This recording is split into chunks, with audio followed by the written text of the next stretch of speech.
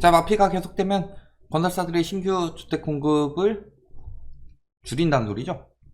그래서 공급이 모자라서 다시 집값이 오를 것이다. 원래 이게 맞는데 이게 당장 되느냐 이런 것도 문제고요.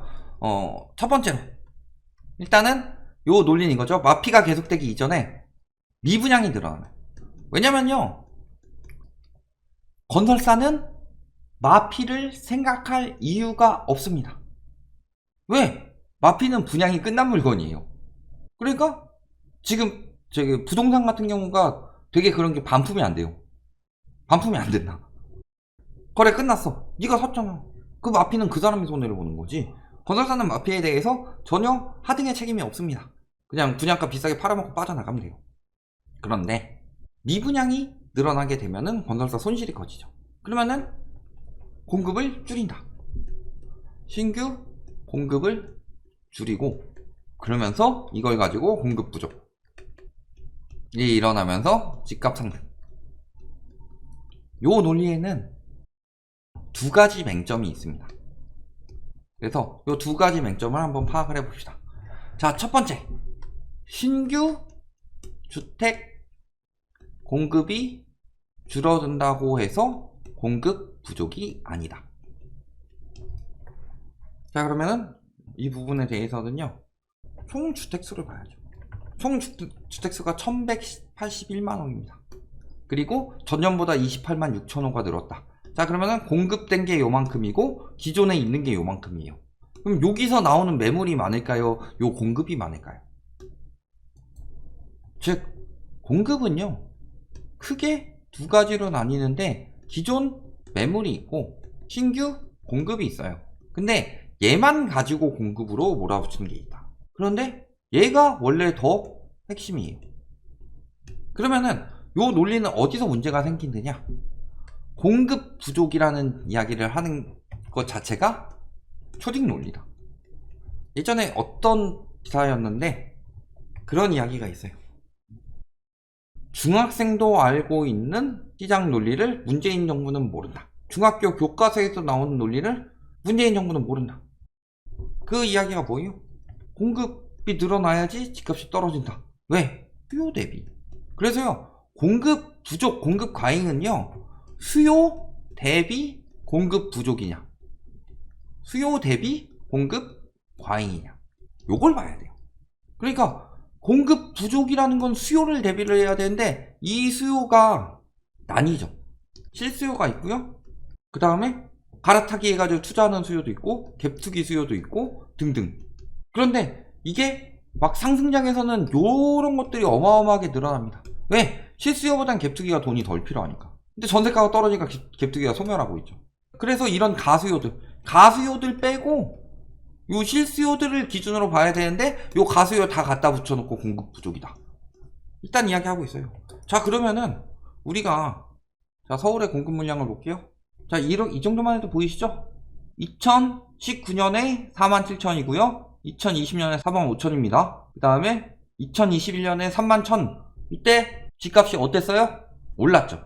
근데 2022년에 24,000 가고 있는데 집값은 떨어졌습니다. 그리고 2023년에 23,000 가구로 더 적어요. 그런데 왜 이때 집값이 계속 떨어질까요? 그 이유는요, 수요가 감소했기 때문이에요. 그래서 반대로 생각을 하셔야 될 게, 아까도 그래프를 다시 보시면 알겠지만 집값이 올라가던 시기가 언제냐, 이때 보시면은 여기 2003년, 4년, 막 5년, 2008년까지 올랐죠. 그리고 이때 공급이 줄죠. 2012년, 2013년 했다가 2014년에 다 아프니까 공급이 확 늘어나요. 그러니까 이때가 공급이 굉장히 적은 시기였는데 이때 집값이 올라갔냐 떨어졌냐, 침체됐죠. 자, 저희가 그런 말은 하진 않습니다.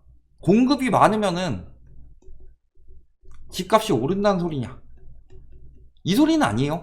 말씀을 드리지만 여러 가지 요소가 있는데 가장 중요한 요소가 지금 현재 경기, 그 다음에 대출 한도, 그 다음에 영향 주는 것들이 이제 금리나 공급, 신규 공급, 또 정책, 그 다음에 현재 집값 거품 수준, 이런 영향들이 있는데, 공급은요, 당연히 공급이 많으면은 집값을 떨어뜨리는 요소이고 공급이 적으면 집값을 상승시키는 요소예요. 그 요소는 맞아요. 그 요소는 맞는데 문제는 집값이 떨어지면 말씀하신 대로 건설사가 수익이 줄기 때문에 공급을 줄인다. 요게 문제인 거지. 그래서 공급만 가지고 이야기를 하는 게 아니라 지금 핵심은 경기가 어때요? 경기가 침체되고 있죠. 인플레이션이 심각한데 내수 경기가 죽어가고 있고 그 내수 경기의 핵심 자영업자들이 죽어가고 있고 연체율이 늘고 있습니다. 대출 한도요? DSR 때문에 안 돼요. 이제 주택담보대출 60% 지금 차주들이 한 60% 정도인데 요거 금리 좀 내리더라도 50% 중반은 가겠죠. 근데 DSR 규제는 40%예요. 금리는 원래 올라가지고 집값을 떨어뜨리는 요인이 돼야 되는데 금리를 눌러가지고 집값을 올라가는 요인으로 만들고는 있죠. 영향이 크지 않은 거. 공급은 어때요? 전부 다 줄었지만 신규 공급은요 기존 주택의 플러스로 계속 늘어나죠. 지었던 주택이 없어지지 않는 거잖아요. 다만 전보다는 하락 요인이 덜하죠. 정책은 올리려고 하고 있고 근데 집값 거품 수준이 지금 감당 가능한 수준이 이게 안 된다는 거예요. 그러니까 신규 공급이 모자라서 다시 집값을 올린다. 언젠간 올리겠죠. 이렇게 떨어졌다가 언젠간 올라가겠지. 한 4, 5년 뒤에 언젠간 오르겠죠. 그거는 다 떨어진 다음에 오른 거지 지금 가격보다 이렇게 올라간다는 이야기가 아니에요. 예전에도 그랬고. 그걸 보시면은 얼마나 부동산을 되게 비좁게 보고 있느냐. 부동산이요 그렇게 쉬웠으면요 누구나 돈 벌었겠죠. 아니 부동산을 한번 잘 보면요 몇 년 안에 막 천에서 막 몇십억씩 돈을 버는데 그 돈을 버는 방법은요 공급이 얼마나 들어오시는지만 파악하시면 됩니다. 그럼 세상에 돈 못 벌 사람이 세상에 어디 있어요? 없죠. 없어요. 그러니까 공급 논리가 요즘에 사라진 이유가 뭐예요? 금리 올라가서 공급 논리가 깨졌으니까. 그럼 공급 논리가 깨졌으니까 지금 금리 이야기를 하는 거죠. 금리 인하 계속 하면은 집값이 오를 것이다. 왜? 지금은 금리가 가장 이슈가 되니까. 그런 식으로 하나만 가지고 붙들고 늘어지는 게 문제예요.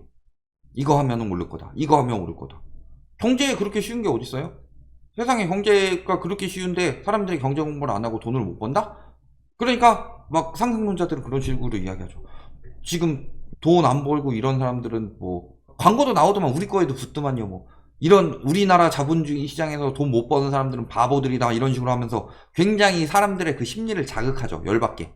그러면서 자기네들끼리는 아 우리는 똑똑한 사람들이야 하면서 뭉치게 만들고. 그게 다 마케팅이에요. 그런 식으로 마케팅 해가지고 부추겨가지고 하는 거예요. 사기꾼들 와가지고 아 이거 무조건 좋은 겁니다. 이거 사세요. 이런 식으로만 이야기할 것 같아요? 바람잡이 잡아놓고서 바람잡이들이 이거 가지고 와 저거 엄청 좋은데 저거 안 사면은 당신은 비읍시오 되는 거야. 응? 당장 사야지. 아 나부터 주세요. 심리부터 자극하는 거잖아요. 근데 세상에 그렇게 쉬운 게 어딨어. 수요 공급만 가지고 수요 공급의 논리는 중학교 교과서에 나올 만큼 굉장히 쉬운 논리인데 수요 공급의 논리마저도 공급만 가지고 수요 공급의 논리인 것처럼 이야기를 하는 거고 경제가 그렇게 쉽게 돌아가면 돈 못 벌 사람이 없다. 그런 거예요. 그러니까 자꾸 하나씩만 몰고 가는 거죠. 경제는 크게 봐야 돼요. 잘 생각해 봅시다. 지금 예를 들어서 2차 전지가 지금 요즘에 많이 떴죠.